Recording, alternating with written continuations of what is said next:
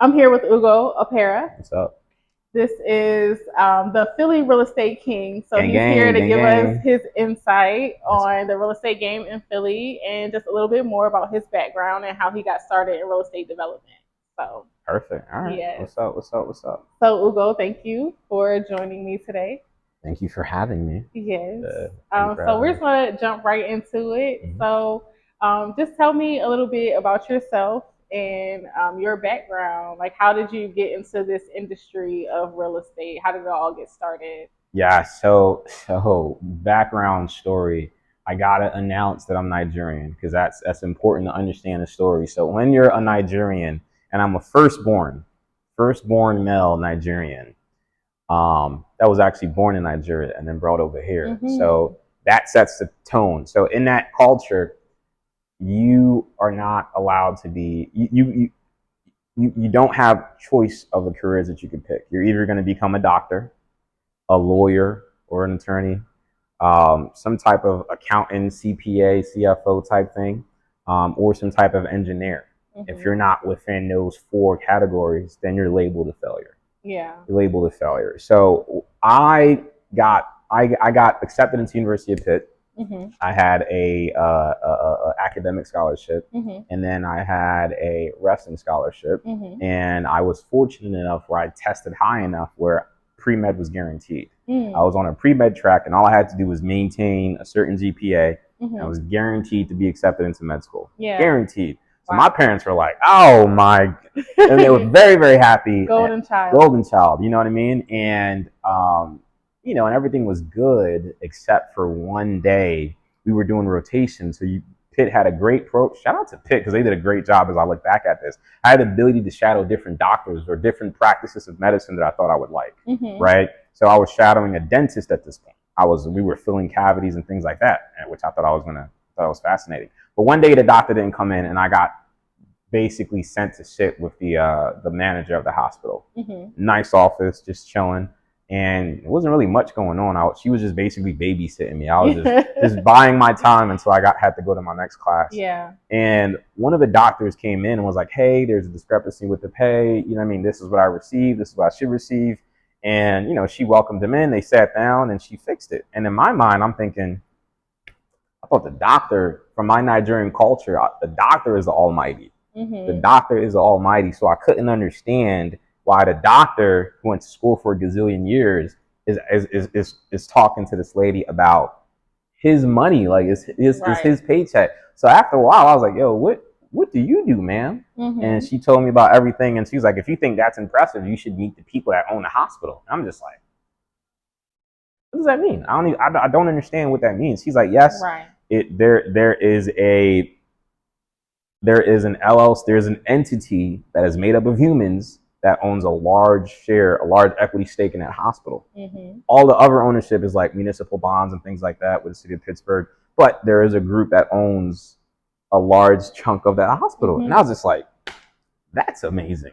That is light bulb. I never even knew that was possible. My parents never talked to me about that. You know what I mean? And I just thought to myself, well, snaps. Let me own a hospital. Right. I prefer that because if I own a hospital and I employ doctors, look at how many lives we'd be able to change versus if I'm just the one doctor. So I was just like, "Oh, this is awesome. We could do this. This is the new pivot." So after that encounter, I'm studying how to buy a hospital, Mm-hmm. and very quickly, very very quickly, it dawned on me like, "Yo, hospitals are expensive as heck. Yeah. Like this is not regular people income. Like Yes. you need to be $1 million. yeah, like this is dollars. millions and millions and millions of dollars Yes. to buy a hospital versus like maybe even build a hospital." And University of Pitt had a helicopter landing pad. I mean, no expenses were spared. Yeah. It was a very amazing hospital. You know what I mean? And I'm just like, all right, let's just put this hospital stuff on hold. I ain't got the money. Let me start studying how to get the money. Mm-hmm. And one of the things that came up as I started reading books on wealth, you know what I mean? The Automatic Millionaire, The Millionaire Next Door, all these books on how to accumulate wealth, one thing kept popping up over and over and over again, and it was real estate. Yeah. So I was just like, all right, this keeps popping up. Let me now shift gears to study that and take it from there. Mm-hmm. And that's what led me towards getting into real estate. So after that, I started going to like meetups. Meetups was what Eventbrite used to be back in the days. This is like MySpace days or something like that. And I started going to meetups, and I would try my best to network with people who had a large portfolio. Because in my mind, I was like, I need a large portfolio because I'm going to buy a hospital. Right. So I only wanted to talk to people that had a large portfolio, and I was asking for mentorship, teach me. And everybody's like, get out of here, you little mangy dog. Like, stop asking me, get out of here. You know what I mean? But one guy, his name is Mr. Jerome. Shout out to Mr. Jerome. He's helped me out a lot. He was like, yo, yeah, what's up? You know what I mean? And I was like, well, first of all, before we negotiate any type of mentorship, how many properties do you own?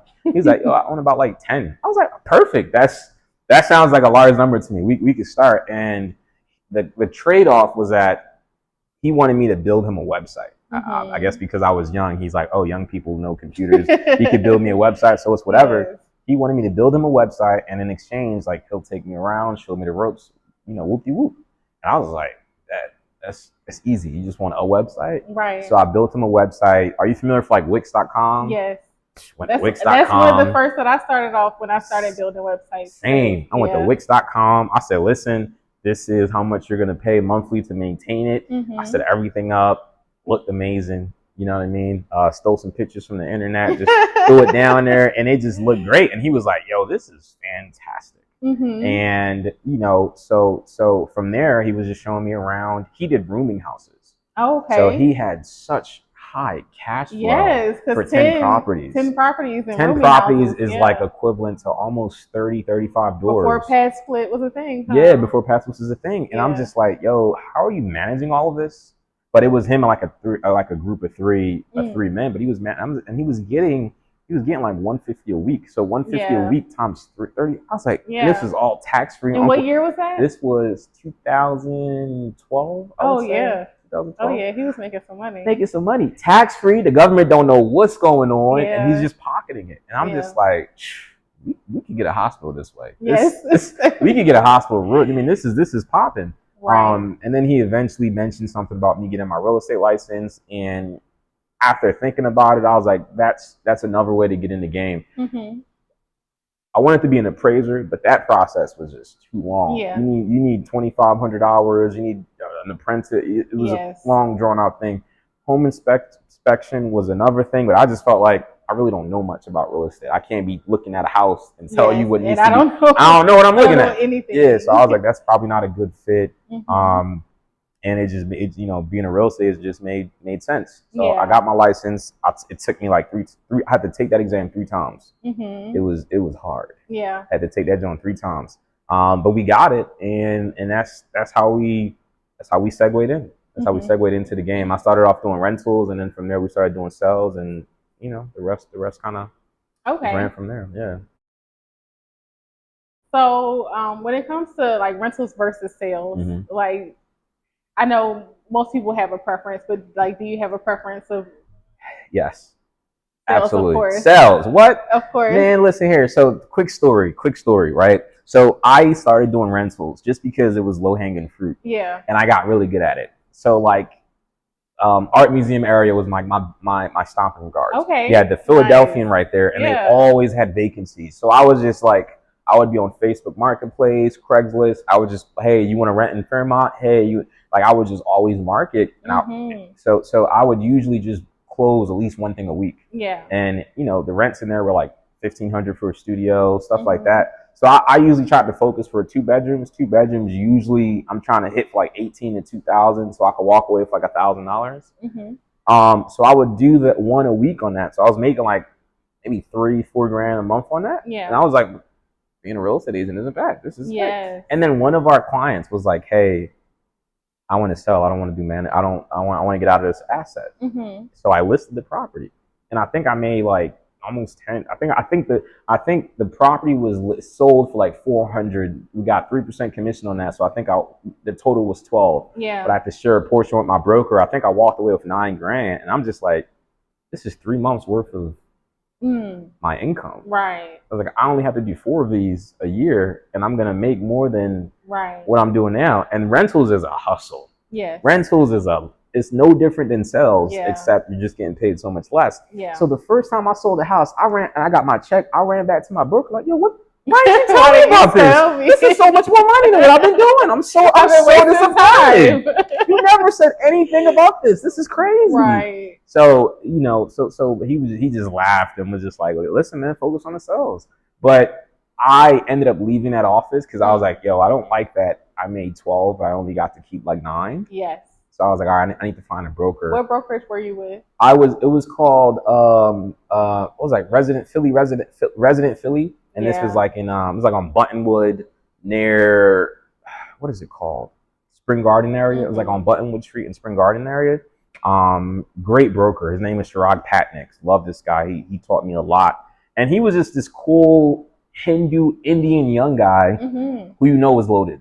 Because you would call him randomly and you'd be like, yo, where you at? He's like, oh, I'm in Nevada in the mountains. You know, I'm doing yoga at the top of the mountain with my girlfriend. And I'm like, bro, it's 1 p.m. on a Tuesday. Like, why you know, always. So he was a very good guy and also a visual to be like, yo, this is possible. Yeah. So he was a very good broker. But I left his brokerage to go with the company I'm at now. No plug for any of these people. And my broker is, the reason I went with him is because number one, 100%, but then number two is because he also had the same affinity for building a portfolio. Yeah. And one of the mantras that I remember when I went to go interview him, one of the things he said numerous times is like, yo, there's no retirement for real estate agents. There's no retirement. Yeah. So unless you put it in place, then you won't have one. And what better thing to put in place than the asset that you already dabble in day in and day out. Right. You know what I mean? And ever since then, I'm just like, yo, I always found it weird when a real estate agent did not own property or never bought property or just whatever. I'm like, you don't even believe in the product. Yeah. You know what I mean? You don't even believe in the product. But that's I forgot your question. I just started rambling. What was your question? I forgot. I'm sorry. I had because I kind of interjected. I asked why you switched brokerage. Oh yeah. Only because from a personal standpoint of being in real estate, I think a lot of people don't understand that. Like, you literally do kind of move around until you find like that perfect marriage when it comes to like being a real estate agent. Man, I am a 304 when it comes to these brokers. I am. I mean, whoever treat me nice, I'm here. You know what I'm saying? I have a little bit of loyalty, but it's only reflective on how you're treating me. Yes. Right. So, and you know, the broker that I'm with now, there's a point where they weren't treating me nice, and I left, and they had to offer me a really strong package to come back. Which they did. Now I'm like, all right. Okay, so tell me how you made the transition from being just an agent to kind of getting a bigger piece of the pie with doing your renovations and your fix and flips and things like that. Gotcha. Good question. So in real estate, it's all commission based. So the higher the price point, the more commission that you make. So most realtors are going to chase higher price points. Right. So investors, they typically buy lower price point stuff.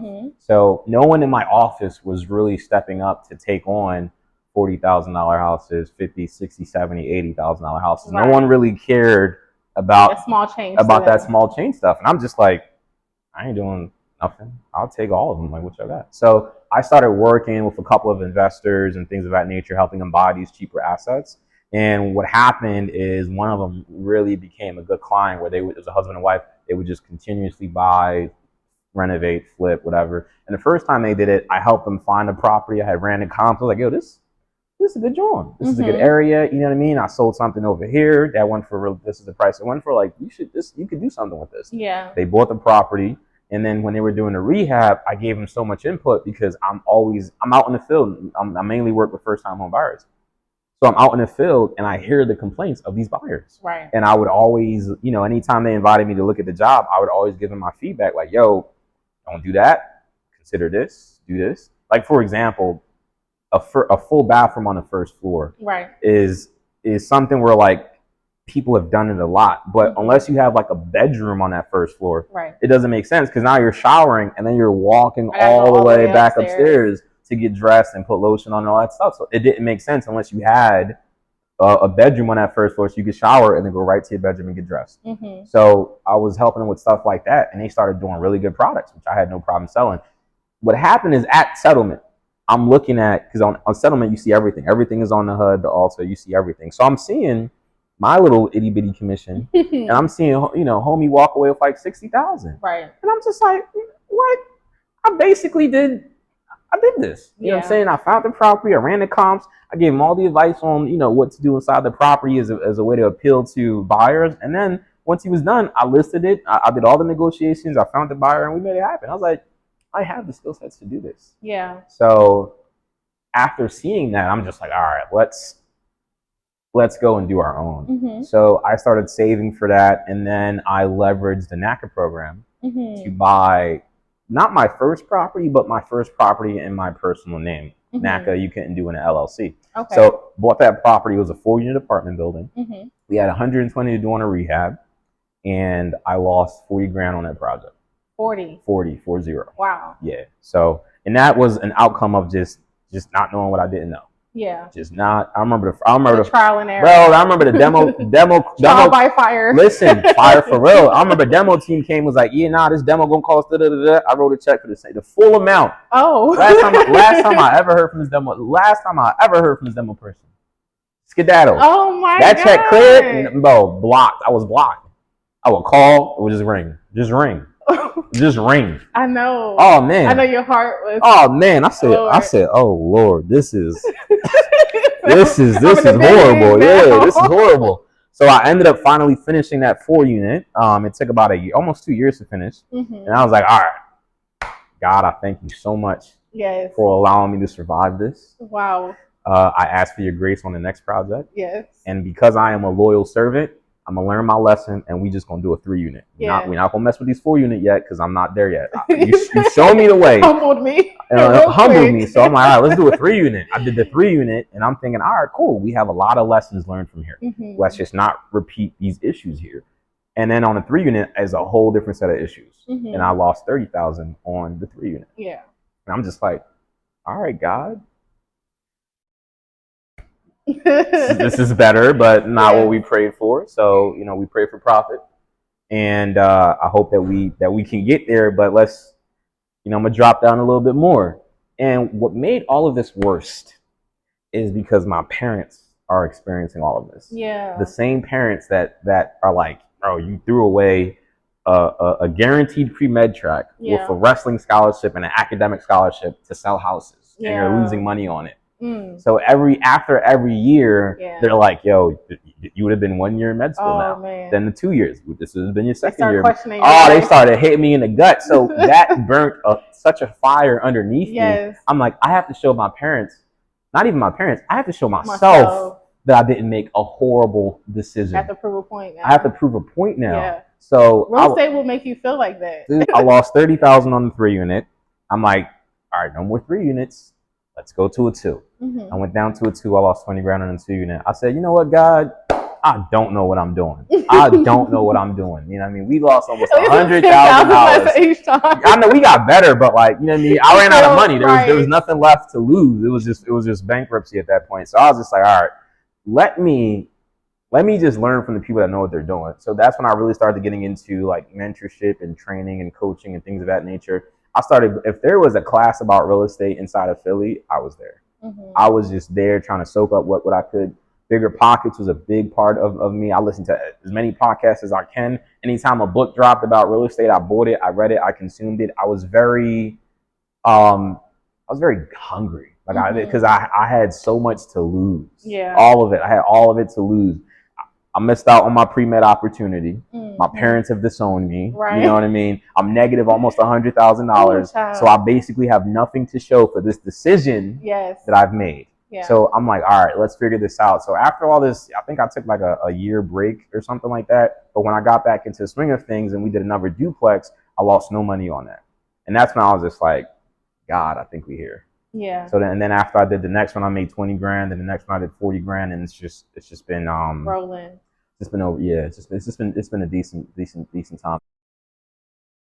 So duplex, is that your sweet spot? I would say duplexes are a specialty. So I would say the skill set for me is we understand zoning really well. So we'll take a single family that has the right zoning to be a duplex and convert it to a duplex. So the beautiful thing about that is that I'm paying the price of a distressed single family versus the price of a distressed multifamily because they don't understand the zoning, and then I just kind of make a profit on the spread. And I would prefer to do 3, 4, 5 units because they're more profitable, but that sprinkler system effect is tough. So if when you go for 3 units or more, City of Philadelphia says you have to do a sprinkler system. Sprinkler system starts at like $20,000-$30,000. Oh wow. Exactly. So in my mind, I'm like, I don't know if another unit is worth that much. Yeah. So in my mind, I could do 2 duplexes before you finish your triplex with the sprinkler system. So for me, it made more sense because I would have 4 units versus 3, and that was just my mindset. So, and I really wanted to focus on a product until we got really good at it before I started branching out and doing all other stuff. Okay. So our bread and butter is duplex conversions. Okay. Oh. What are the areas that you prefer to look at in Philadelphia? Because I know that's a big thing with like new investors coming in trying to figure out, because of course you have your areas that are still developing, you have your revitalized areas, you have some that are kind of in between. Very true. Very so what areas have you been looking at lately, or do you have any particular, like what is your kind of formula for deciding where you're going to invest in Philadelphia? That is a great question. So when I first got started, it was just proximity. You know what I mean? I grew up in Yaton, which is like Delaware County, and the closest thing to Yaton is West Philly. I could literally just leave my house, and within 10 minutes, I could walk into West Philly. So for me, it was just proximity. It's kind of like a running joke now. I go by Mayor West. A lot of people call me Mayor West because majority of my portfolio is all West Philly. I love it too, honestly. I'm not gonna lie. I like that title. It's a good one. So, but majority, I would say 90% of my portfolio is in West Philly. But I will also say at the time that I was buying in West Philly, people was like, "Yo, why are you buying there? This is the hood." And I'm like, "Bro, this is all I can afford. All right, so just relax, keep your mouth quiet. Let me do what I got to do." But now those properties are just doing so well. You know what I mean? I got the 4 unit that I bought. I think I paid like $320 on it. I've paid it down to $250. It's worth like $450 now. So it's just like, wow. So many of these little rinky-dink properties and rinky-dink neighborhoods that people kind of overlooked like 7 years ago are now just killing it.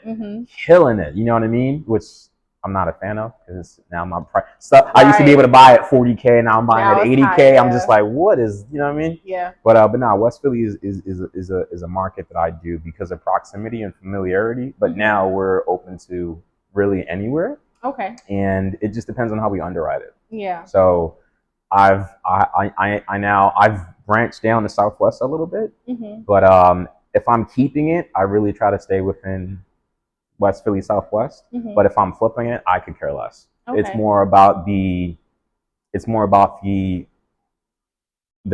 what's going on within that particular neighborhood, which will let me know how I gotta move. So for example, this is where the real estate agent in me comes in. If I'm looking at comps and I see like, oh, the days on market are really high in this neighborhood, I'm going to beat them up on price because I know it's going to take me a lot longer to get this unloaded. If the average days on market is 200 days, that's 200 days of mortgages that I got to pay.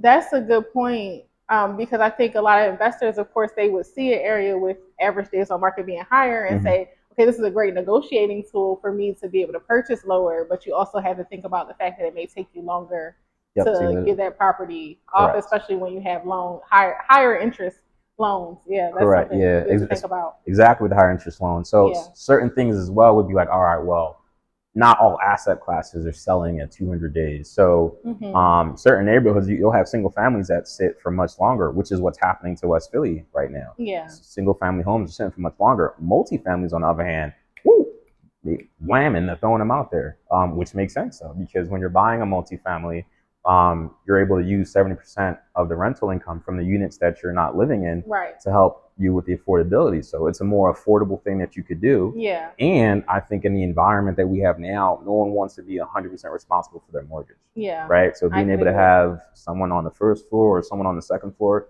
contributing to the mortgage so you have a lower payment, I think that asset class has done really well. It hasn't let me down.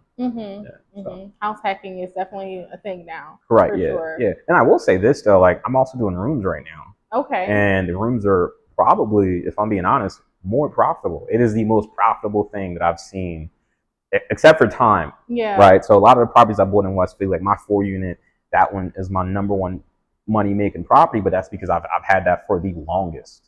So I've seen rents almost double I bought this in 2016. I've seen rents literally double from 2016 or 2017, almost 2018 when I first started renting it out because it took 2 years to do the rehab. To what the rents are now. I think rent started. These are like super small 2 bedrooms. That I would let go as a 1 bedroom.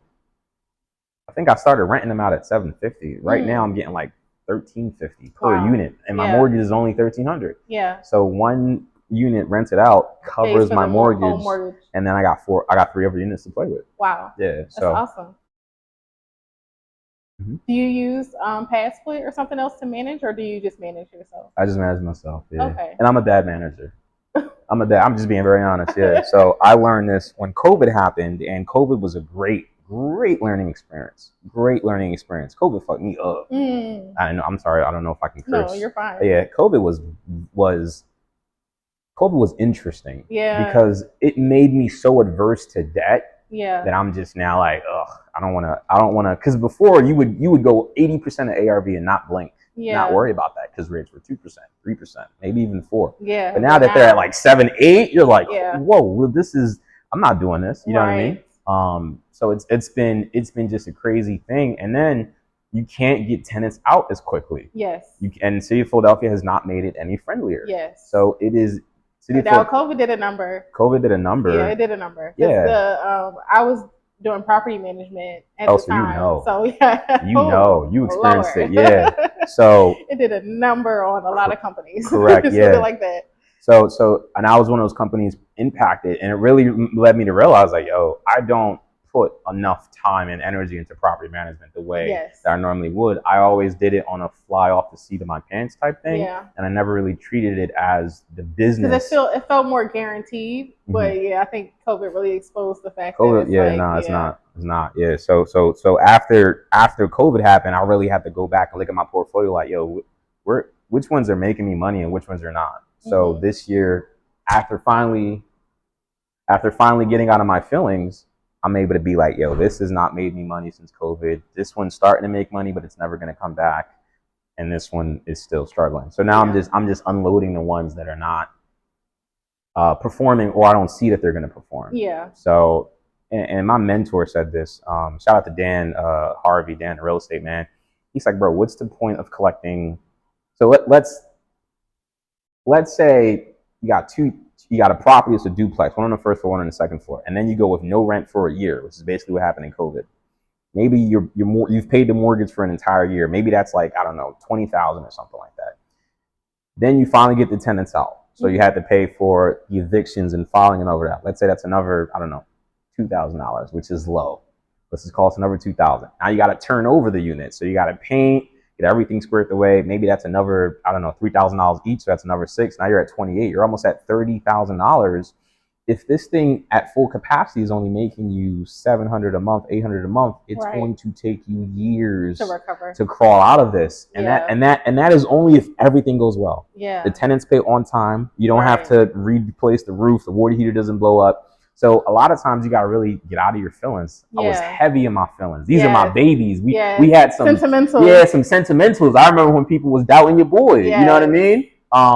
So it was a lot of getting over my feelings and being like, yo, this is never gonna, not that it's never going to, but like it's gonna take me like 4 years, 5 years to break even, not to make a profit. It's not worth the struggle. Break even. Yeah. And I just felt like that's probably not gonna happen. Yeah. So this year I started just unloading stuff. There's 3 properties I sold this year. There's 3 more that I want to sell. And then we'll probably get back into acquisition mode. Nice. Yeah. How many do you have? I have about 20 right now. Nice. Yeah. So I wanted to go back and talk about NACA because you mentioned that, and I have seen some things about NACA, of course. Mostly bad, right? Well, be honest, mostly bad. Well, I have seen. So there are people who, of course, promote it as a great way to get into real estate and to become a homeowner and to be able to have that resources that's provided to you to become a homeowner. Absolutely. But I have heard a lot of negative things about how long it takes. Just all the process that you have to go through from the agent side is a nightmare. So yes. Would you suggest individuals go through NACA as a first entry? I think not even I think. Let me just throw the word think out of there. I know without a shadow of the doubt that my number one profitable property is profitable because it's a NACA loan. Okay. It helped me buy something that I normally wouldn't have qualified for had I used any other methods at the time for purchasing a property. Units. There's a 4-unit. Yes. Plus, I bought that property at 181, and I put 140 into the rehab. All in at 320, but the interest rate is what really helped me out. Less than 1% on that interest rate. Oh, wow. My interest rate on that NACA mortgage, which people don't believe, and I'm more than welcome to pull up the Bank of America bank statement or mortgage statement, is 0.625. Wow. You can't, of course, you can't get that no more. Right. That was an opportunity that was, then and there, but I think NACA is great. Now, all the negative things you said, valid. It takes forever. They're very unorganized. You know what I mean? You're going to be sending in stuff over and over and over again. So it's a situation where you really have to be your number one advocate. And you have to be patient, and you have to be organized, and you have to have some grace, because the way I say this is like NACA is a good, if we were to talk about mortgage companies, NACA would be a Goodwill.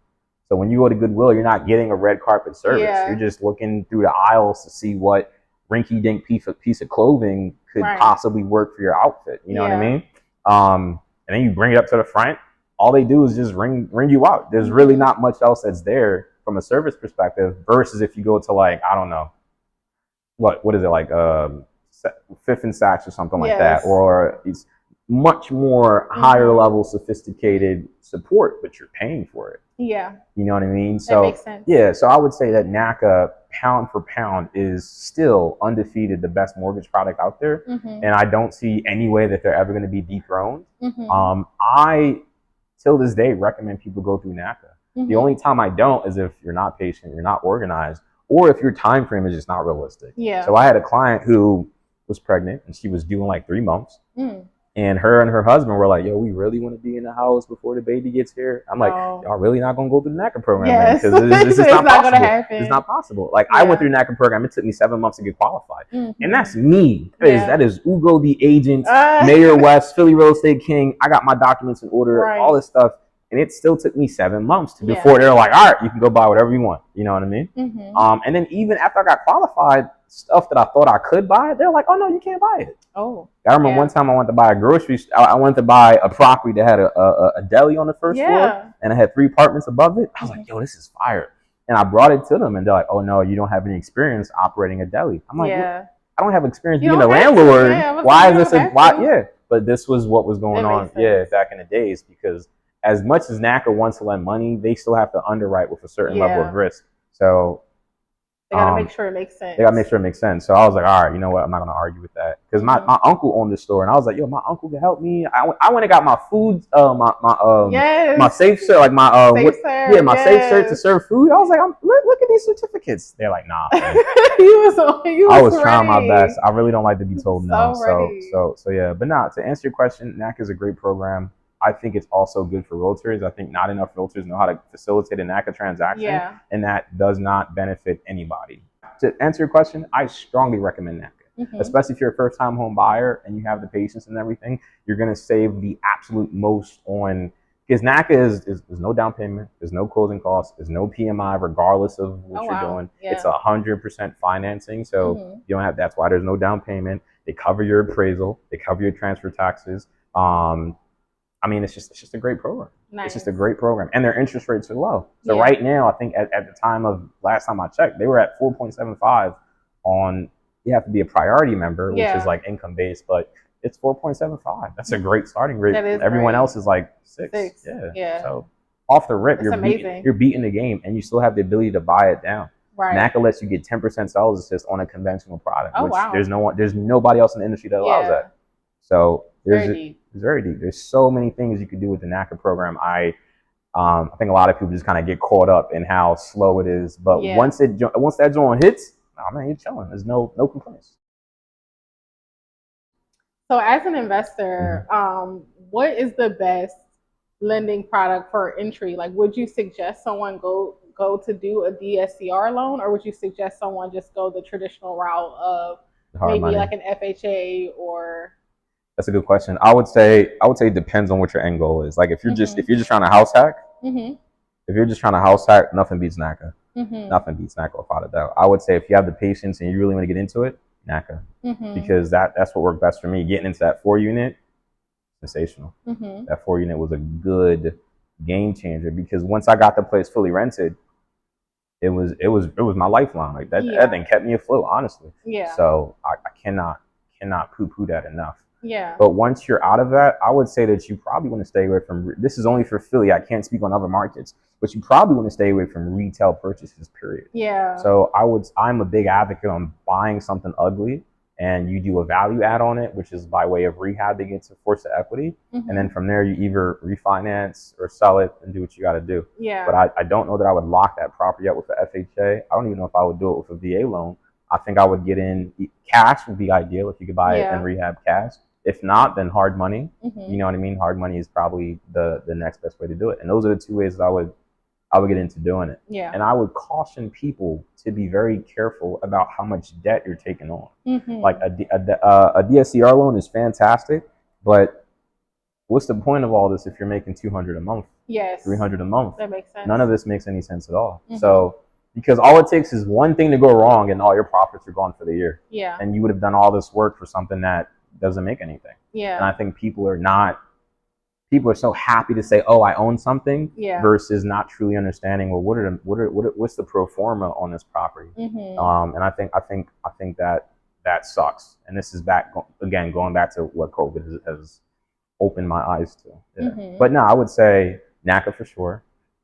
If you're gonna house hack, if you don't want to do NACA, you have FHA, you have a VA, you have conventional. Conventional is ideal if you can 20% down, no PMI. But there are several products that will be conventional and allow you to not have PMI so long as you have a relatively decent credit. But yeah, that's how I'll go about doing it. So what's something that you wish you would have known when you started out in development? Oh my God, it's so many. So many. I would say that the number one thing, and I kind of picked this up early on. Everything is your fault. If you get burnt by a contractor, it's your fault. You know what I mean? Every single thing is your fault. And I think that the quicker you take ownership of that, the better that you're able to really look and be like, yo, nothing is going to happen unless I allow it or not. Yeah. So I think that's number one, is just taking 100% ownership. Number two is, I strongly believe, and this is what I teach my mentees, anytime you have a project going on, you should be the one that knows the most about the project. So a lot of times people would be asking me questions and I'm just like, oh, I don't know. And it didn't make any sense. It's like, well, you own the property. But yeah, no, I own it. So how come you don't know, what's going on? And I'm just like, that's a good question. Let me find that out and get right back to you. You know what I mean? I'm gonna figure it out. So I would say you need to. A lot of people are so comfortable with just giving the GC all this power. Yeah. And they don't understand anything. They don't know what type of cabinets they're getting. They don't know, the layouts. They don't know anything. They're just like, oh, it's making progress. And I'm just like, that is not. That's an easy way for you to get finessed because I could just tell you anything. Like, for example, like if I'm to the point where I know how many sheets of drywall I need for a project. Yeah. And I'll count them all. So if something is missing, I'll be like, yo, I'm missing 50 sheets of drywall. Right. Where is it at? Where's that? And oh, we don't know. Oh, that's fine. I'll take it out your pay. Yeah. It's cool. Don't worry about that. I'll take it out your pay. And they're like, whoa, how is it our fault? Bro, you're the drywall crew. There's no other team here.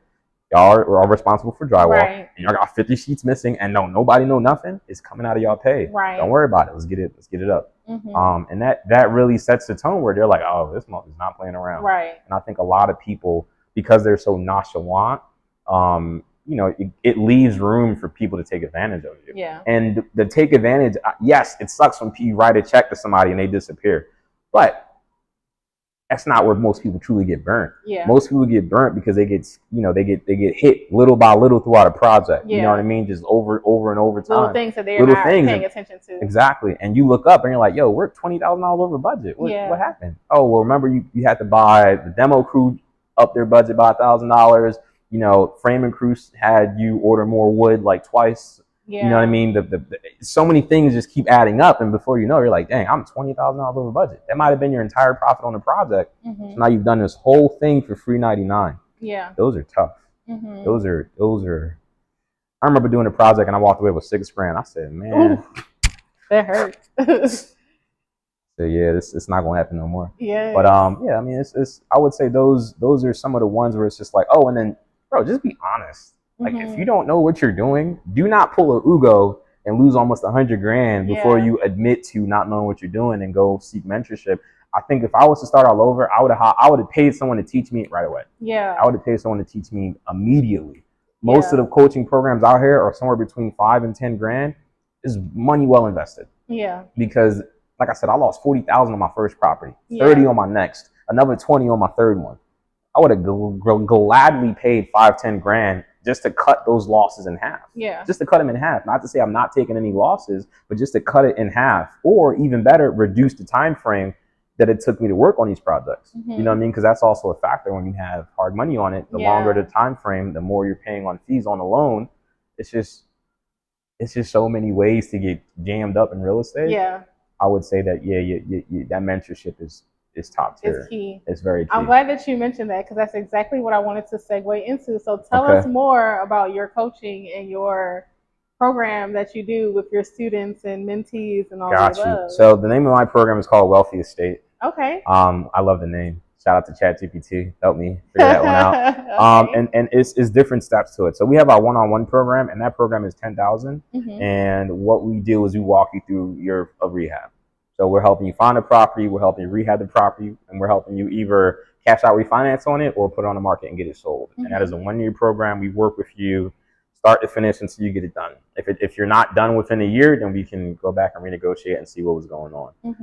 The step down above that is where it's a property finder It's a property finder where we find the property for you, and then you're free to just run ship how you want to run ship. That one, I think we charge like $1,500 on it, and that one is just forever. As long as the moment you pay that, we're gonna work with you to find the property until you find it. So there's no time frame on that one. That one I like because I still have the ability to make a commission if I sell you a property that's off the MLS. Right. So I like that because I'll make the 15 plus a little bit of commission on the sale of the property. And then the last one is it's like a membership. And a membership, I believe it's $125, but right now we're running a promotion for $100 a month. And we meet every 2 weeks, talk about any concerns that they have. We have a book club that meets once a week, office hours once a week, and then we do a site visit at the end of every month, the last Saturday of every month. We meet at a project and we kind of go over what we're teaching in class and apply it to real life physical property, things like that. Nice. So that is, and I put this together because so many people was just asking me like, yo, because after a while I started, like right now, I think at my heyday, I was doing like 7 projects at a time. Right now, I think we're doing maybe 3, but that's because we're winding down. But people were just like, yo, how are you managing so many properties? And I'm just like, yo, can I pick your brain? I mean, can I take you out to lunch? I'm like, no, but you could pay me. You could pay me. And this is back when I had a YouTube. I had somebody on YouTube send me $10,000 and was like, yo, you gonna teach me, or else I'm gonna tell you a scam. I was like, wow. Not blackmail. What is this? Are you properly blackmailing me? Like, this is great. But I want to pay you, but if you don't do it. so that was my first client. He has like 4 properties, all duplexes. He's doing really well for himself. And he's chilling. So, and I will say this though, you don't need a lot of properties. I think that was something that I don't know where it came from, but the notion that you want like 100 doors or 200 doors, I mean, it's such a toxic mindset. Yes. You're always, I'm about to say something I don't want to say, but shout out to Dave Ramsey's. I hate Dave Ramsey's because he typically tends to attack real estate, and I'm not a fan of that. But he has a point though, and his system does work. You're much better off with a paid portfolio of like 10 properties where you're 100% collecting a rent on everything versus having like 30 properties and you're only making $200 a door, $300 a door. It's not. Sometimes less is more. Yeah, especially. So now I'm just teaching people, you want to be as debt averse as you possibly can, because if another COVID happens, you're going to find out real quick that you didn't set yourself up the right way. So you want to make sure that if you're buying to hold, that you truly are in a position to hold. And that hold doesn't guarantee that rent is coming in. That hold doesn't guarantee that you won't need repairs. That hold is saying that, yo, we won't rock out to this for X amount of days, and we know that issue's gonna come. Yeah. And I think most people just aren't built for that. Most people, you know, a water heater goes, they're like, yo, or a HVAC system goes, or a boiler goes, bro, that's their entire profit for the year. That's their entire profit for the year. So, and then that, you know, you have this asset and these tenants that are complaining and you're not making any money off of it. You're just like, yo, it's stressful. What did I do this for? Yeah. So, and that's probably the key when we talk about financial freedom, is making sure that you don't overburden yourselves, like you said, on the debt aspect, because then you're not actually free. No, not at all. You're just a slave to the debt that you have. Mortgage companies and things of that nature. Yeah, that makes sense. Yeah, and I think it's now don't get me wrong. I mean, I fell into the same trap as well. You know what I mean? Looking back at what I did, I just scaled. Like once I stopped losing money, I was just scaling. And I think there also should be more conversation about like, well, how do you take time out to build out the property management side of your business? How do you take time out to build a prospecting side of your business? How do you take time out to build a disposition side of your business? You know what I mean? So, and all of these things are feeding each other, right? How do you truly build this out? Proper portfolio management. Correct.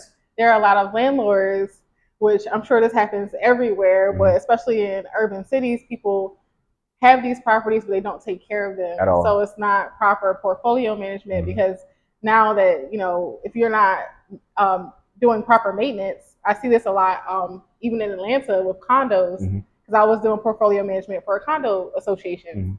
But it's like when you're not doing the maintenance every year, now you're 10, 20 years in and things are falling apart, and it's so much money, as opposed to if you would have just did your nice little gutter remove, you know, clean the gutters every year, or service the HVAC every year. Now you got to replace it, and that's $20,000 that you have to put in. Yeah. That reminds me, my 4-unit has boilers. I hate boilers, but we get them serviced every year. So I gotta reach out to my guy, because it's definitely getting that time. Is this about that time? So we're gonna get them serviced. But no, you're absolutely right, and I think a lot of people just don't understand just how much help you actually need to run this at that high capacity. You know what I mean? And I say this because I'm people. Like, I didn't understand how much. I mean, I hit 20 and I was just like, this is crazy, bro.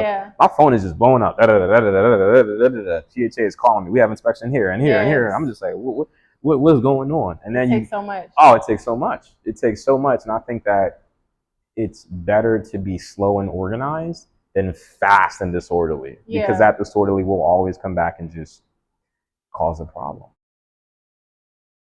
And to invest, I think when we talk about working together, because especially in real estate, I noticed that a lot of people are kind of like a lone wolf. Very true. But it's very hard to do that when you start scaling up, because like you said, with management, even especially when you get into tenant management, especially when you get into now you're separating not by unit but by rooms. That's a lot of management that goes into things. Yeah. So for the rooms that I rent right now, I brought on a business partner. So I mean, they were my mentees. They were my mentees at first, and then they came back and was like, hey, this is something that we want to do. You think you can help us? I was like, yeah. I mean, I actually, and I just got a squatter out of a property. I was like, y'all could use this property as a launch pad. Let me know how it goes.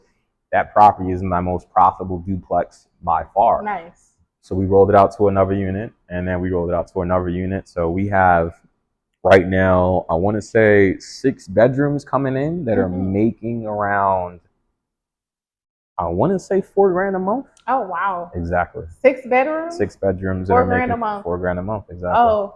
I know, right? It's different.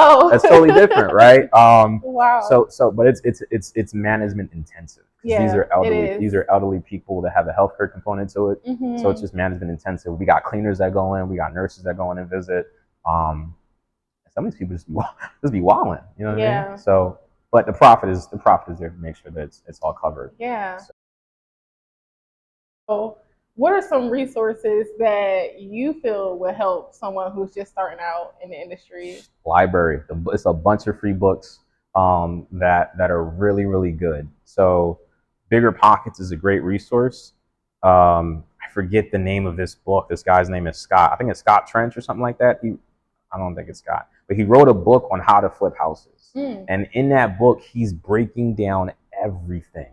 I love this book. I can't remember the name of it. I'm so upset. But he breaks down, like, for example, you know, like selling people into the vision that you have for your construction company.